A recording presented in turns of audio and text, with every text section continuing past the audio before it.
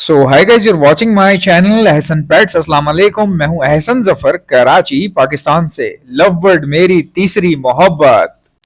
कारोबारी लिहाज से अगर देखा जाए तो खरीदारी का टाइम शुरू हुआ जाता है, बिल्कुल इसमें कोई शक नहीं है। खरीदारी का टाइम शुरू हुआ जा रहा है, लेकिन सामने जो आप बर्ड देख रहे हैं बीमार हैं या कोई जख्मी है या कोई ना कोई मसला है।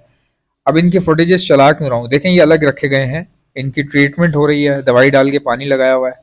इनमें से सब में किसी के पैर में मसला है, किसी का जो है वो कोई ज़ख्मी है, इसमें से कोई बीमार है, किसी की फ्लाई ख़राब है, किसी का पर टेढ़ा है। इसमें तमाम बर्ड जो है वो डिफेक्टेड नज़र आएंगे वीडियो के अंदर। अब मैं आपको बताता हूँ कि क्यों दिखा रहा हूँ। मैं दिखा इसलिए रहा हूँ चूँकि ख़रीदारी का टाइम अभी शुरू हुआ जाता है। तो कई लोग ये बात कहते हैं कि इस टाइम पे ख़रीदना शुरू करें या ना करें, क्योंकि इस टाइम पे तो पट्ठे मिल रहे हैं और बगैर डीएनए के मिल रहे हैं। अब मैं आपको बताता हूँ कि पट्ठे मिल रहे हैं और बगैर डीएनए के मिल रहे हैं, ये बहुत अच्छी बात है। पट्ठे खरीदते हुए कभी भी डरना नहीं चाहिए। क्यों डरें वहाँ पे जब आपको तैयार पेयर मिल रहे हो, वो भी इस टाइम पे।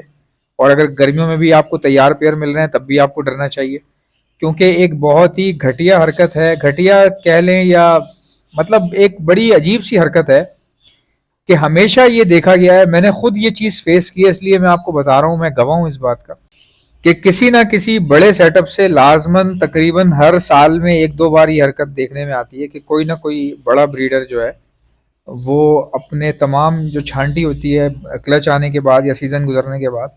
देखिए सीज़न गुजरने के बाद ना ब्रीडर को पता चल जाता है कि मेरे कौन से टुच्चे पेयर थे जो दिखने में बहुत अच्छे थे, मगर कोई ना कोई पंगा करते रहे ब्रीड के दौरान। ठीक है, ब्रीड नहीं आई या कोई फर्टिलिटी का इशू था या मसला था या फ्लाई में प्रॉब्लम थी, और ऐसा होता है भाई। आप भी जितने मर्जी बड़े ब्रीडर बन जाएं, साल में एक बार आप जब गौर करेंगे तो आपको पता चलेगा कुछ पेयर आपके ऐसे हैं कि जो दिखने में तो बहुत अच्छे हैं, लेकिन उनका रिजल्ट बिल्कुल कंडम है, ज़ीरो है, बेकार ना होने के बराबर। तो जब आपको ये बात पता चलेगी तो ऑब्वियसली हर ब्रीडर यही करता है, सीज़न ख़त्म होने के बाद या सीज़न के दौरान ही कोशिश करेगा कि उसको पेयर को उसको हटा दे, अपने सेटअप से हटा दे या कलेक्शन से माइनस कर दे। तो इसी तरह जिसका बहुत ही बड़ा सेटअप होता है, 150 पेयर वाला या 180 पेयर वाला, मैंने भाई कराची में किसी भाई के पास देखा था, माशाल्लाह बहुत ही बड़ा सेटअप है। तो वो सेटअप देखने के बाद मुझे इतना तो अंदाज़ा है कि बहुत सारे लोग होंगे ऐसे जिनके बहुत ही बड़े बड़े सेटअप होंगे। मतलब जब मैंने 180 पेयर लगा हुआ सेटअप देखा ना भाई के पास, तो फिर मुझे इतना आइडिया हो गया कि भाई कुछ लोग जो है वो दिखा देते हैं सेटअप, कुछ लोग वीडियो बना के डाल देते हैं कि हमारा सेटअप बहुत बड़ा है। और मैं आपको बताऊं, कई दर्जनों लोग ऐसे हैं भाई जो ना तो वीडियो बना के डालते हैं ना वो किसी को बताते हैं। वो खामोशी से बस अपना काम करते हैं, ब्रीड करवाते हैं। जब ब्रीड निकल आती है तो पूरी ब्रीड को एक अलग केज में डाल के एक जगह पे नीचे गेट के पास रख देते हैं, मेन गेट के पास। और कोई आता है तो उसको दिखा के वो भेज देते हैं।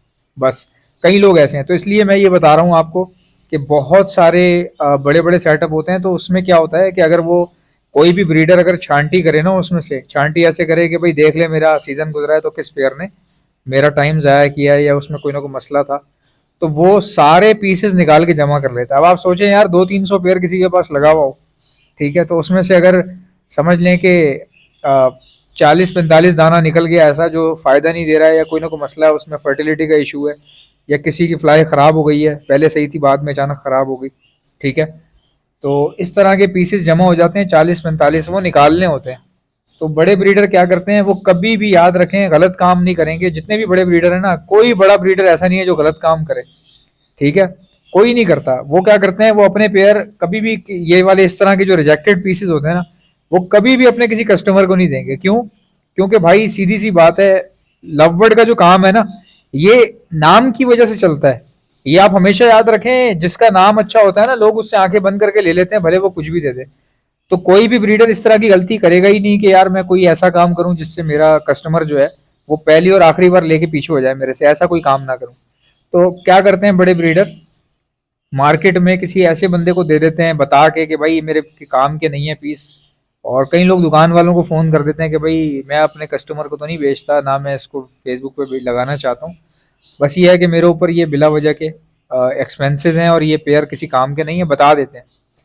तो बताने के, मैंने खुद ऐसा किया है, कॉकटेल के अंदर हम लोग परचेजिंग करते थे, बेचते थे माल, तो जो उसमें से ख़राब होता था, कोई भी पीस कोई मसला होता था, कोई फर्टिलिटी का इशू है या कोई किसी की टांग में कोई प्रॉब्लम है, तो वो सारे मैं किसी मार्केट ले जाता था और वहाँ पे किसी भी बंदे को जो कम पैसों में लेता हो उसको बता के कि भाई ये मेरे काम के नहीं है, रिजेक्टेड है, हर किसी में कोई ना कोई नुक्स होगा, किसी का नजर आ जाएगा, किसी का दिखने में नजर नहीं आएगा बट होगा जरूर। ठीक है, तो वो मैं बता के, गवाह है, मार्केट के लोग गवाह हैं, उन्होंने खुद देखा है। इवन कि मैंने खराब पीस, कंडम पीस वाले को जब मैं देने गया तो दो तीन लोगों ने मुझे रास्ते में रोका, बोला यार इसमें तो काफी पीस सही है, तो आप ये हमें दे दो। मैंने उनको बताया कि यार इनमें फर्टिलिटी का कोई मसला है, टेस्टेड पीसेस थे। तो वो एकदम हैरान से हो गए यार कि मतलब उनको समझ नहीं आया। बात सिर्फ ये थी कि मेरा थोड़ा बहुत भी अगर कोई मेरी इज्जत करता है ना, इतनी मामूली सी भी अगर कोई इज्जत करता है तो वो सिर्फ कॉकटेल की वजह से करता है। अगर किसी के पास मेरा ही दिया हुआ कोई खराब कॉकटेल चला जाए या कोई मसला आ जाए या कोई मैं झूठ बोलूं, गलत बयानी करूं, तो भाई गलत बयानी करके जाना कहाँ है, सबने खड़ा तो अल्लाह के सामने होना है। और बात यह है सारी कि अगर मैं किसी को ऐसी चीज दे दूं जिसका उसको पता ना चले बट मुझे पता चल जाए, क्योंकि फर्टिलिटी ना आना ये तो कुदरती एक डिफेक्ट है, ठीक है, इसका किसी को पता नहीं होता। लेकिन एक बंदा जिसने टेस्टिंग की हुई है, उसके दिल में अगर ये बात ख्याल ना हो कि यार मैंने अल्लाह के आगे खड़ा होना है। भाई लोग कंप्लेन करते हैं ना कि हमारी कोई चीज काम कर रहे थे, वो काम खराब हो गया या बरकत नहीं रही काम में या हमारा काम अच्छा नहीं चल रहा। तो कहीं ना कहीं मैं आपको बताऊं कि ये वही चीजें होती हैं, हमारी हरकतों की वजह से अल्लाह ताला हमारा रिस्क जो है वो उतना ही कर देता है जितनी हमारी औकात होती है। तो हमें याद रखें, किसी को बेचते वक्त ना ये चीज ख्याल रखनी पड़ती है। तो मैंने इस डर से ना मैं देता था उसको, खराब पीस लेने वाले को। तो बीच में कई लोग आते थे और कहते थे यार एहसन भाई इसमें चार पांच पीस जो है वो सही है, ये आप हमें दे दो। तो मैं बोलता था भाई ये सही नहीं है, अगर फिर भी लेना है तो ले लो, बता के तो देना जो है ना वो गलत नहीं है। अगर आप किसी को कहते हो भाई इसकी टांग खराब है या इसका मुंह खराब है या इसकी फर्टिलिटी का इशू है, अगर आप बता के देते हो फिर तो कोई टेंशन ही नहीं है, फिर वो चीज आपके लिए हलाल है क्योंकि आपने बता दिया। और सुन्नत तरीका भी यही है जो हमारे नबी ने बताया कि कोई भी जानदार चीज जब बेचो तो उसकी जो भी खामी है अगर तुम जानते हो तो वो बेचने वाले बंदे को बता दो कि भाई इसमें ये कोई ना कोई प्रॉब्लम है, अगर आप लेना चाहो तो ले लो। क्योंकि पुराने दौर में जब लोग माल मवेशी खरीदा बेचा करते थे तो माल मवेशियों में बहुत मसले होते थे, बहुत ज़्यादा मसले होते थे, जिसकी वजह से बाकायदा तौर पे हमारे मज़हब में ये गाइडिंग्स है कि आप अगर कोई भी जानदार चीज़ किसी को बेचें तो उसको अगर उसमें कोई खामी है तो बता के दे दें। अब खरीदने वाला कहाँ फंसता है मैं आपको बताता हूँ। देखें, मैंने मिसाल के तौर पे अपना खराब माल किसी ऐसे बंदे को दे दिया जो कि खरीदता ही खराब है और उसको मैंने बता कर दिया, मैंने उसको अपना ईमान बता कर दिया, पैसे भी उसने कम दिए, ठीक है, पैसे उसने कम दिए, अच्छा कम पैसे लेके मैं घर आ गया जो कि हलाल की कमाई है। लेकिन आप देखें कि कई बार ऐसा होता है कि इस तरह का जो खराब माल जमा किया हुआ होता है ना, तो उसमें वो पीसेस जो दिखने में सही हो वो अलग कर लिए जाते हैं, ये बिल्कुल गारंटेड बात है। और इसमें कहीं ना कोई ऐसे लोग भी होते हैं जो बड़े ब्रीडर हैं, वो कोई ना कोई ऐसा होता है कि जिसके पास कोई चीज़ अगर नहीं बिक रही होती तो वो किसी दूसरे को खराब चीज़ बिकवाने का कह देता है। मतलब वो उसको बताता नहीं है कि खराब है, बोलता है यार इसमें से ना ये आप बेच दो, इसमें से आधा आधा कर लेंगे। तो भाई वो जो चीज़ होती है उसमें से आधा आधा कर रहा है, लेकिन जो खुद वो इंटरनेट के ऊपर बेच रहा है उसमें से किसी का आधा आधा नहीं कर रहा है। उसकी वजह सिर्फ यही है, आधा आधा करने का सिर्फ वजह ये होती है कि वो चीज़ ही ठीक नहीं होती। और अगर आप बड़ा पेयर ले रहे हैं तो भाई उसमें बहुत रिस्क होता है, इतना रिस्क होता है कि आप सोच नहीं सकते।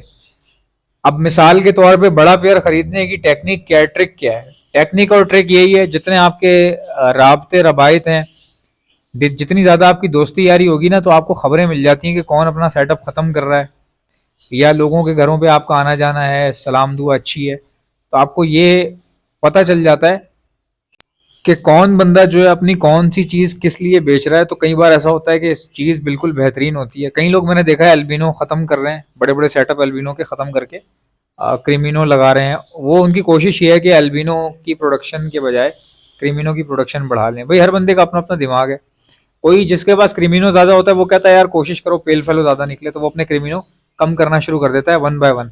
तो ऐसे में अगर कोई उसको देख रहा है करते हुए कि भाई ये वैसे ही बेच रहा है, तो उसके लिए तो वो चीज़ बहुत बड़ी नेमत है, बच्चे देती हुई या बिल्कुल चलती हुई चीज़ मिल जाए तो बेहतरीन है। और बेचने वाले के किसी इतने ज्यादा काम की नहीं होती। जब उसको पता हो कि मैंने इससे ऊपर जाना है तो वो बंदा वो चीज उसको खत्म करता है, बेचता है उसको। तो यहाँ पे बंदा फायदा उठा सकता है। बहरहाल अगर आप में से कोई इंटरेस्टेड है एल्बिनोस के अंदर या क्रिमिनोस के अंदर तो मुझसे आप रब्ता कर सकते हैं। और इसके अलावा हम लोग breeding multivitamin, calcium plus vitamin D liquid, hand feed जो है 5 in 1 यूज वाली, और protein liquid all over the Pakistan supply करते हैं। ऑर्डर करने का तरीका क्या है, इनमें से कोई भी चीज चाहिए उसका नाम लिखें और सेंड कर दीजिए मुझे मेरे व्हाट्सएप के ऊपर। मेरा व्हाट्सएप का नंबर है 0327231040। इंशाल्लाह मिलते हैं नेक्स्ट वीडियो में, इजाजत दीजिएगा, अल्लाह हाफिज।